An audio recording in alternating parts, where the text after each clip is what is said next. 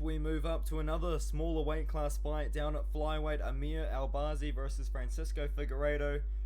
Francisco Figueredo getting an opportunity to fight a ranked opponent. I think it's somewhat of a weird one, and I think Amir Albazi is going to win this fight. Francisco Figueredo, he also doesn't have the greatest cardio in the world, and you really got to look at the fight against Malcolm Gordon, where he had a pretty good first round, and he slowed down a lot in the second and third round, and even in the third round, he was really gassed out. He did come back and beat Daniel Da Silva by knee bar, pretty impressively to be fair, but Daniel Da Silva, as I said earlier on in the video, earlier on in the main video, Daniel Da Silva just gave him his leg. Like, it was a pretty free submission for a really good grappler like Francisco Figueredo. But yeah, Francisco Figueredo, he doesn't throw a lot of volume on the feet, and he doesn't necessarily tend to have the same KO power as his older brother,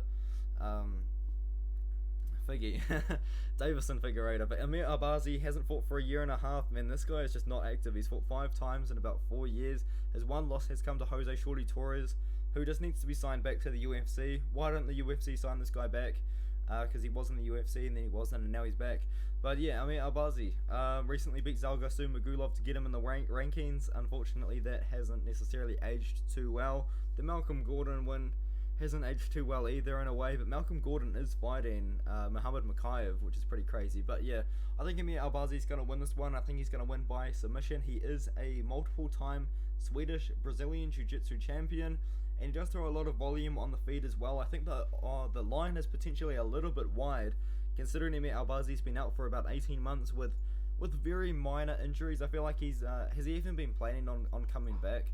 But he's been out with very minor injuries. You can kind of see on his Instagram he's getting massaged and this and that. Yeah, so he's been trying to come back, but minor injuries have been preventing that.